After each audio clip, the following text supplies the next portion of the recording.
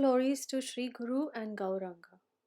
At the beginning of the creation, when Brahmaji wanted to populate the universe with living beings, so from his mind he manifested so many sages, and Narad Muni was one of those sages.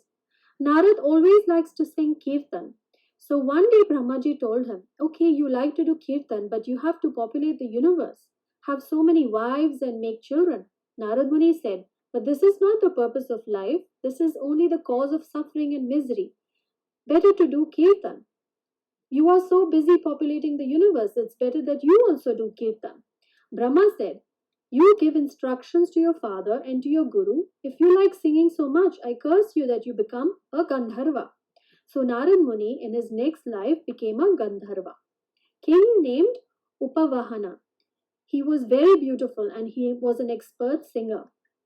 So once Prajapatis were having a yajna and the various demigods were invited. So Narad Muni dressed himself with nice garlands and fragrance and he went early for the yajna. And he began to sing beautiful songs, glorifying the different demigods. And all the female demigods were around him, and he was relishing the company of so many females, demigoddesses. The Prajapati saw what was going on and asked him, what are you doing? You are using music and singing to glorify demigods? Don't you know this music and singing is only for glorifying the Supreme Lord? Because of this offense, the Prajapatis cursed him. You want to associate with ladies in an unrestricted way, then become a Sudra. In his next life, he became the son of a Sudra. During Chaturmasya, 4 months of rainy season, the 4 Kumaras stayed in a place where his mother was a maidservant. As a boy, he had a chance to put out their plates, serve them prasad. He took their remnants, and so by taking their Mahaprasad, passion and ignorance went away. And he developed taste in what they were discussing with each other, which is pure Harikatha. So at the end of the 4 months, they were ready to leave, and the boy was crying. They told him, take bath in the river and come back here. And then they gave him his mantra and taught him how to meditate. Then they went away.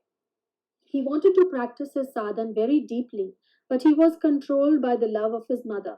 In a very short time, a poisonous snake came and bit his mother, and she died. And he said, now I'm free, and he left home. And he was wandering here and there. He came to a deep forest and sat in meditation of the mantra given by his gurus. Remembering this mantra again and again, he went into trance. Tears of love fell from his eyes. Then he saw the beautiful form of Krishna. Then that form suddenly disappeared, and a voice in the sky said, in this life you will not see me again. I appeared just to intensify your separation. Those who are not completely pure can hardly see me in this world.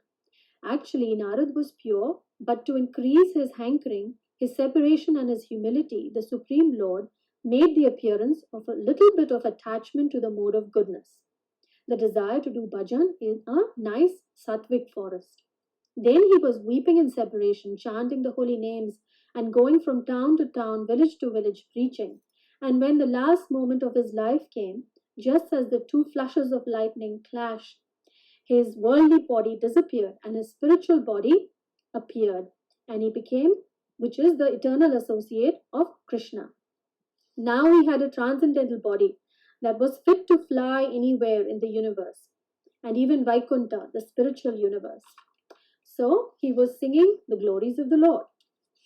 So why did Narad Muni relate his story to his disciple Srila Vyasadeva? To highlight the fortune of mercy of the devotees of the Lord, to illustrate service to persons having bhakti yoga, to throw light on the power of association of great devotees of the Lord, to demonstrate the stages of bhakti and the path to prema bhakti. Vanchakalpadrubhyascha kripa sindhubhaiva cha patitanam pavanebhyo vaishnavebhyo namo namaha.